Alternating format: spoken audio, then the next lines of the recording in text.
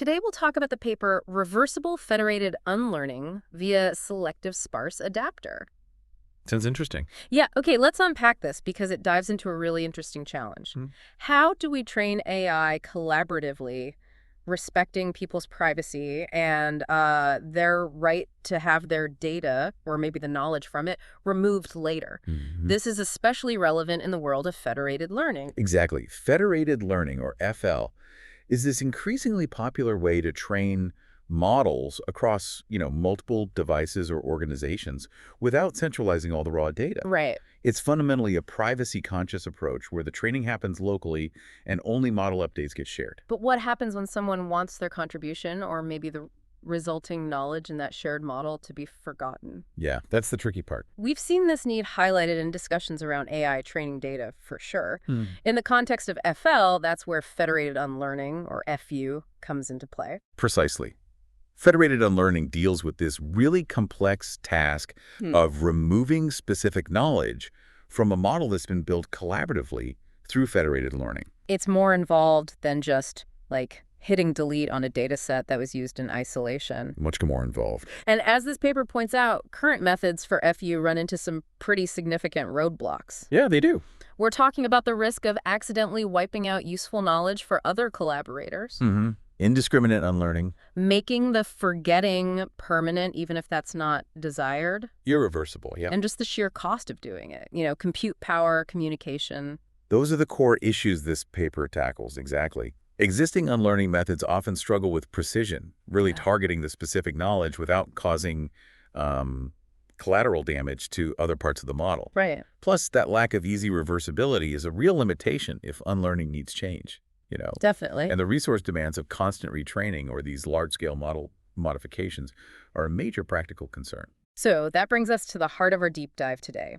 We're going to explore how this paper, Reversible Federated Unlearning via Selective Sparse Adapter, or FUSED, as the authors call it, attempts to solve these problems with a novel strategy. Okay. Our mission is to understand the specific challenges the paper addresses, the innovative solution it puts forward, and, well, what its findings actually demonstrate. We'll be following the paper's logic step by step. Sounds good. Let's begin by really digging into the problems with the existing federated unlearning techniques.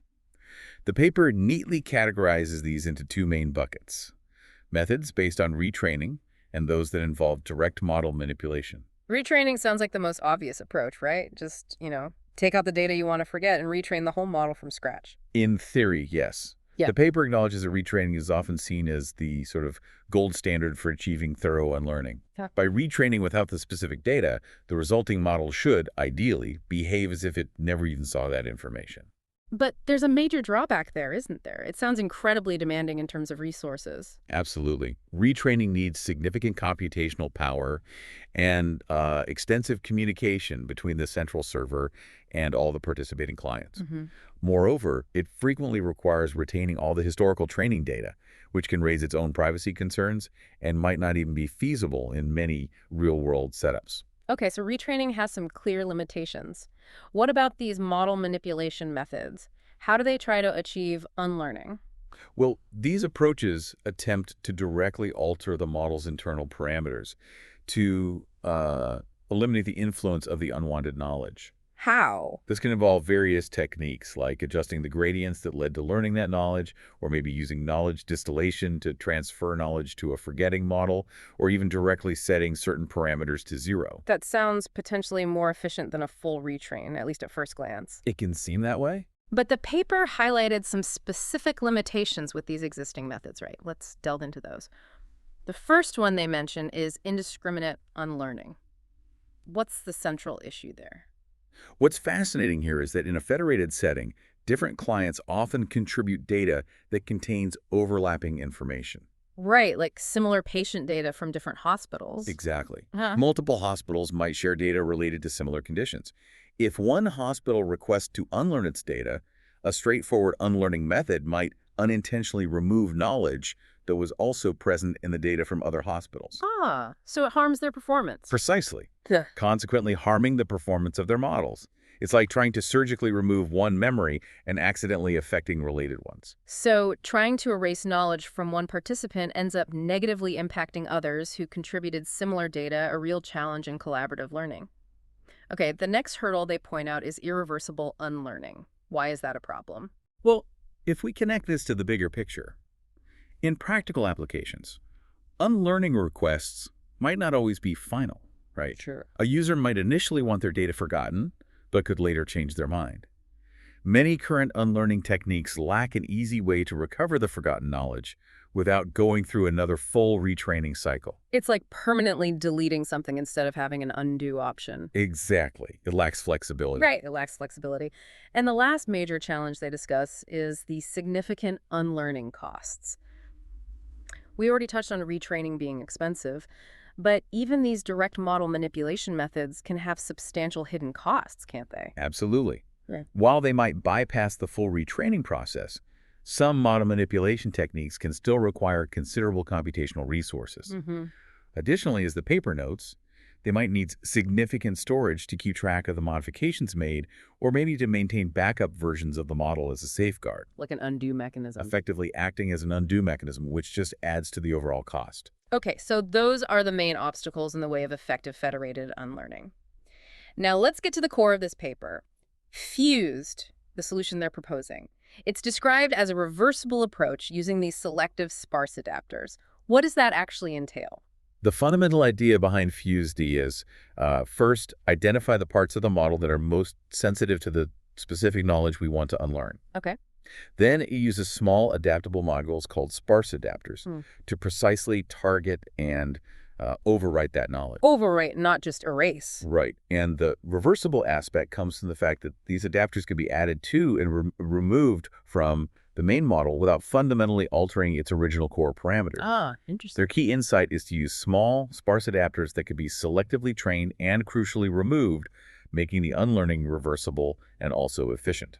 That sounds like a very targeted approach. The paper mentions two main stages in Fuse: critical layer identification, CLI, and unlearning via sparse adapters. Let's start with CLI. How does the system pinpoint which layers are the most important to focus on for unlearning? This raises an important question about how knowledge is represented within a neural network, right? Yeah. In the critical layer identification stage, the server basically orchestrates a standard federated learning round. Each participating client trains the current global model on its local data and then sends the updated model back to the server. So it begins with a typical FL training step. What happens when the server receives these updated models? Okay, here's where it gets really interesting. The server then analyzes the change in the parameters of each layer between the model it received from a client and the initial global model it had distributed. Looking for the biggest changes. Exactly. The crucial part is that it's looking for the layers where the parameters have undergone the most significant changes due to that local training. These are identified as the layers most sensitive to the knowledge learned by that client. That makes intuitive sense. The layers that show the biggest shifts are likely where the model is encoding the new information. Precisely. The paper even presents a formula for calculating this difference. Can you break that down for us? Sure. The paper uses equations 11 and 12 to detail this. For each layer L and each client N, the server calculates a difference by using the Manhattan distance Manhattan distance, okay. between the parameters of that layer in the client's updated model, sub, and the parameters of the corresponding layer in the initial global model, sub. And how's that calculated? Equation 12 specifies how this Manhattan distance is calculated element-wise across the parameter matrices. This way of measuring the difference essentially looks at the total amount each parameter has shifted, giving a good overall sense of how much that layer has learned, And after calculating these differences for each client, the server then combines them across all participating clients for each layer. Exactly. Equation 13 shows the aggregation method. It's essentially a weighted average of these layer differences reported by all the clients. Weighted by data size. Right, where the weight given to each client's difference is proportional to the amount of data that client used for training. The outcome of this CLI stage is a ranked list of layers, LS, ordered by how sensitive they are to the knowledge changes observed across all clients. So the layers with the biggest shifts are at the top. Exactly. They end up at the top of this list. Okay, so now the server has a prioritized list of the model's layers based on their sensitivity to learned knowledge. What happens in the second stage? Unlearning via sparse adapters. Based on this ranked list of sensitive layers, the server selects the top K most sensitive layers, K being some predefined number. Okay. For each of these unlearning layers, the system then generates a sparse unlearning adapter. Awesome. Sparse. Well, this is achieved by randomly discarding the vast majority of the original parameters within those selected layers, leaving behind only a small, sparse set of connections. Got it. Crucially, the original model's parameters in these identified sensitive layers are then frozen. They're no longer updated during the unlearning process. So they don't change. Right. These aren't full-sized layers. They are sparse, meaning they have far fewer connections and parameters. This is key to their efficiency and allows them to be trained quickly without impacting the original larger model too much. So instead of directly modifying the original sensitive parameters to forget something, they're creating these smaller, sparse modules. That's correct. These newly created sparse adapters are then distributed only to the clients that do not possess the data that needs to be forgotten.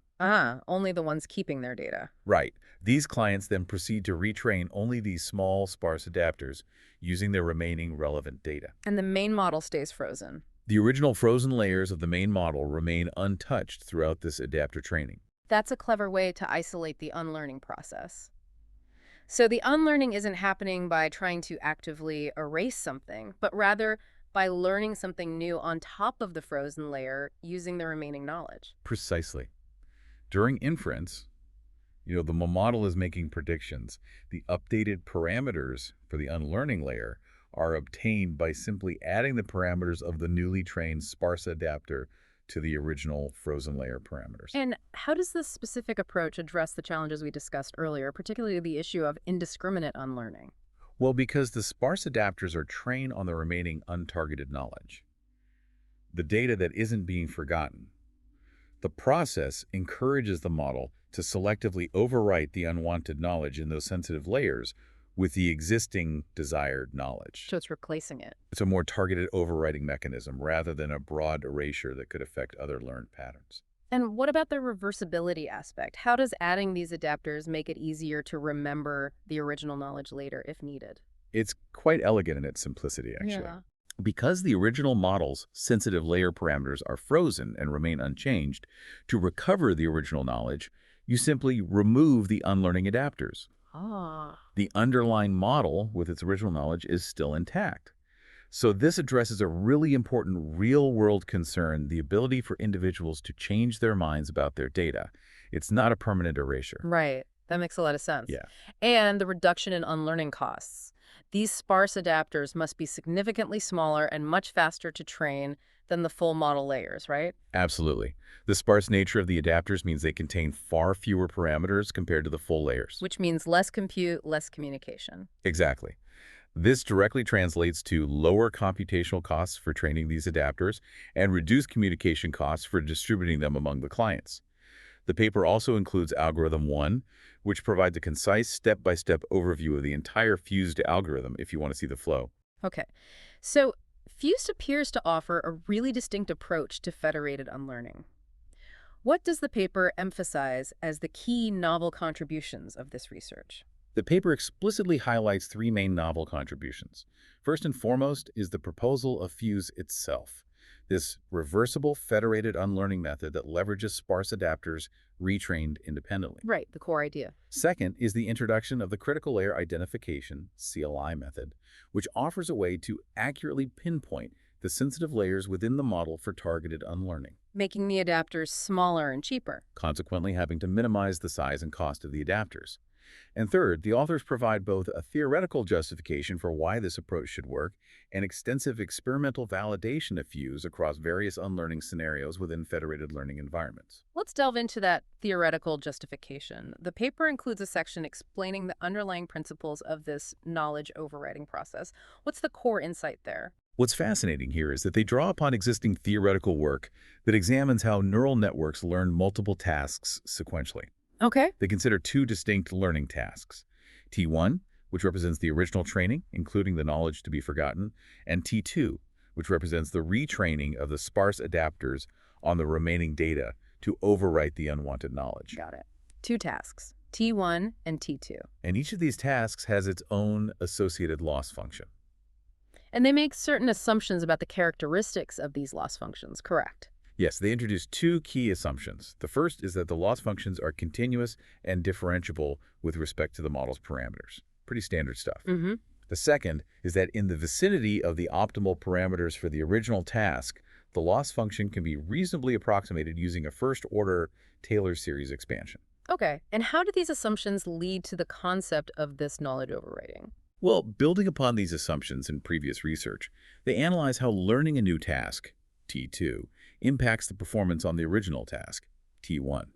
Equation 19 in the paper shows that the degradation in performance on T1 after learning T2 can be approximated based on the gradient of the loss function for T1 at its optimal point, Okay. and the difference in the model's parameters caused by learning T2. And that brings in the concept of the task difference, denoted by your. Exactly. Equation 20 formally defines this task difference as the cosine similarity between the gradients of the two learning tasks evaluated at the optimal parameters of the original task. Cosine similarity, so like the angle between the gradients? Essentially, yes. It provides a measure of how aligned or misaligned the learning directions of the two tasks are in the parameter space. And the key insight here revolves around when this cosine similarity has a negative value. Precisely. Equation 22 demonstrates that when the cosine similarity is less than 0, meaning the gradients of the old and new tasks are sufficiently opposite in direction, Pointing away from each other. then learning the new knowledge will actually lead to a decrease in performance on the old task. This opposition is what allows for effective overwriting. But FusedD only updates a subset of the parameters within those sparse adapters. How does this theoretical framework adapt to that partial update? That's a crucial point, and they address it. Equations 23 and 24 extend this theoretical analysis to account for the scenario where only a subset of the model's parameters is updated, which is precisely what happens with the sparse adapters. Wow. They introduce a binary vector that indicates which parameters are being updated, the sparse part, and demonstrate that even with these sparse updates, knowledge overwriting can still occur, on average, if the gradient directions of the two tasks are sufficiently opposed. So sparsity doesn't break it. Right. The probability of a specific parameter being updated, which is related to the sparsity level of the adapter, influences the extent of this overwriting, but the principle holds. That provides a really interesting theoretical foundation for their approach. Now let's move on to the experimental evaluation. How did they put FusedD to the test? They conducted extensive experiments using the PyTorch framework in a simulated federated learning environment, consisting of one server and 50 client devices. 50 clients, okay. They utilized different optimization algorithms and a batch size of 128 for training. Pretty standard setup. And which data sets did they use to evaluate the performance of FusedD? They evaluated Fused on 3 widely used image classification data sets: Fashion MNIST, CIFAR 10, and CIFAR 100. Common benchmarks. Yeah. And to mimic the non-uniform data distribution commonly encountered in real-world federated settings, they employed a Dirichlet distribution to partition the data among the clients. Controlling how different the client data was. Exactly, using different values for the alpha parameter to control the degree of data heterogeneity. And they compared FusedD's performance against several existing baseline methods for federated unlearning. Yes, they compared Fused against a set of relevant baseline techniques, including retraining, which serves as a kind of performance upper bound. The gold standard we mentioned. Federazer, ExactFun, and Arrays client. These baselines represent different strategies for tackling the federated unlearning problem. And what specific metrics did they use to quantify how well FusedD was performing? They employed a comprehensive set of evaluation metrics. The primary metrics were RA, remaining accuracy. Accuracy on the data you keep. Which measures the accuracy on the data that should be retained after unlearning, and FA, forgetting accuracy. Accuracy on the data you want to forget. Right, which measures the accuracy on the data that should be forgotten. Ideally, you want high RA and low FA. Makes sense. They also measured computation time, and communication cost, to assess efficiency. The cost factors. MIA, membership inference attack, to evaluate potential privacy leakage, and RA, relearning accuracy, to assess the reversibility of the unlearning process. Okay, quite thorough. Let's talk about the key findings. Table 1 in the paper summarizes a significant portion of these experimental results. What were the main takeaways regarding FusedD's unlearning effectiveness compared to the baselines? The results presented in Table 1 are quite compelling, actually. Across various unlearning scenarios, client level, class level, sample level unlearning, Different ways of forgetting. FuseD achieved remaining accuracy and forgetting accuracy, FA scores, that were comparable to the retraining method and often even outperformed the other baseline approaches. So it works as well as retraining, but without the cost. Pretty much. This strongly suggests that FuseD is indeed effective at unlearning the targeted knowledge while preserving the model's performance on the remaining relevant data. That's a really positive outcome. What about the efficiency metrics? Did FuseD deliver on its promise of lower computational and communication costs? Absolutely. The table clearly demonstrates that FuseD significantly reduced both the computation time, comp, and the communication cost, com, compared to retraining, and the majority of the other baseline methods. Across the board. Across all the tested datasets and unlearning scenarios. This highlights a major practical advantage of their sparse adapter-based approach, making federated unlearning potentially more feasible in resource-constrained environments. And how did FuseD perform in terms of privacy, as measured by the membership inference attack metric? The membership inference attack, MIA, values obtained for FuseD were generally comparable to those of the retraining method. So no worse than the standard. Exactly. This is an important finding, as it suggests that FuseD doesn't introduce a greater risk of privacy leakage compared to the widely accepted retraining approach. And finally, regarding the relearning accuracy, QA, did the experiments confirm the reversibility of FuseD's unlearning process? Yes, the relearning accuracy, or AA values, indicated that while the unwanted knowledge was effectively reduced, as shown by the low forgetting accuracy, it could be relearned to a considerable extent with further training after the unlearning adapters were removed. So you can get it back if needed. Exactly. This provides empirical evidence for the reversibility aspect of the FuseD method. The paper also presents an analysis of the critical layer identification, CLI, results in Figure 2. What did that analysis reveal about the layer sensitivity? Figure 2 provides visual confirmation that certain layers within the neural network models indeed exhibit a higher degree of sensitivity to the variations in data across different clients. So the CLI idea holds up. It provides empirical support for their selective unlearning strategy. Focusing the unlearning efforts on these critical layers makes logical sense as they are the most likely to have encoded the specific knowledge being targeted. Interesting. Interestingly, they also observed that this sensitivity gap between layers tends to diminish over successive federated learning iterations. It levels out over time. Suggesting that performing the CLI process after just a single initial training iteration is actually sufficient to effectively identify these crucial layers. You don't need to wait. Efficient. And they also examined knowledge interference in Table 2. How did FuseD fare in terms of minimizing negative impacts on knowledge that was shared between the client being unlearned and other clients? Table 2 demonstrated that FuseD was able to reduce the negative impact on overlapping knowledge, the knowledge shared between the client requesting unlearning and other participating clients, compared to the traditional retraining method. Better than just retraining the whole thing. Right. This directly addresses one of the key challenges associated with indiscriminate unlearning, showing a clear benefit of their targeted approach. The unlearning cost analysis further highlighted the lower computational and communication costs we've already discussed. But the paper also touched on the storage advantages of FuseD, didn't it? Yes. They point out that methods like Federation and Erase Client can necessitate storing multiple complete versions of the model, Which gets huge. which can become impractical with a large number of clients in training rounds.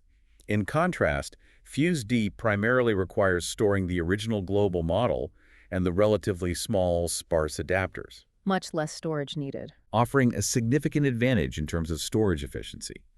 They also found that FuseD could achieve comparable unlearning performance to retraining even when using less remaining data for adapter training, further contributing to resource savings. And just to complete the picture, the privacy protection findings reinforced that Fuse resistance to membership inference attacks was on par with the retraining baseline.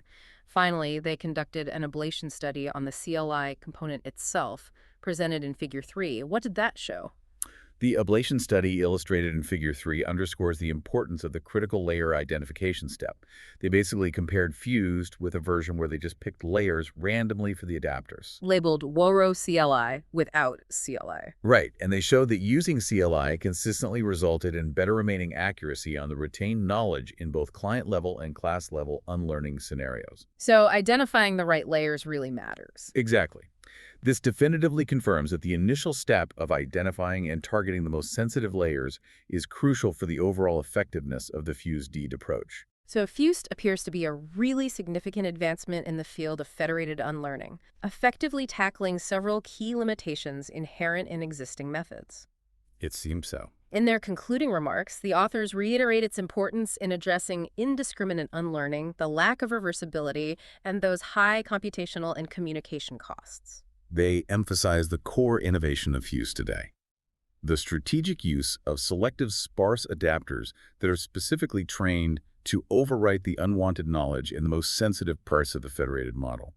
This has been a truly insightful deep dive into a critical area of research. The ability for models to learn collaboratively while still respecting the principles of data privacy and the right to be forgotten is becoming, well, increasingly vital as AI continues to permeate more aspects of our life. Absolutely, it's a huge challenge. The balance between effective unlearning and preserving knowledge for other tasks remains a fascinating area. What are your thoughts on where this research might head next? That's a really important point to consider. I think the core ideas presented in Fuse-ET, identifying sensitive components and using targeted interventions, could potentially be extended and adapted. To other areas? Yeah, to other machine learning paradigms that face similar challenges around knowledge editing and data removal. We might see future research explore more sophisticated methods for pinpointing exactly where specific types of knowledge are stored within neural networks, Getting even more precise? as well as developing even more efficient and perhaps privacy-preserving unlearning techniques beyond this. Well, thank you for guiding us through this fascinating research. It's really interesting stuff. My pleasure. It's an important paper. And thank you, listener, for joining us as we took a deep dive into the challenges and potential solutions in the evolving field of federated unlearning.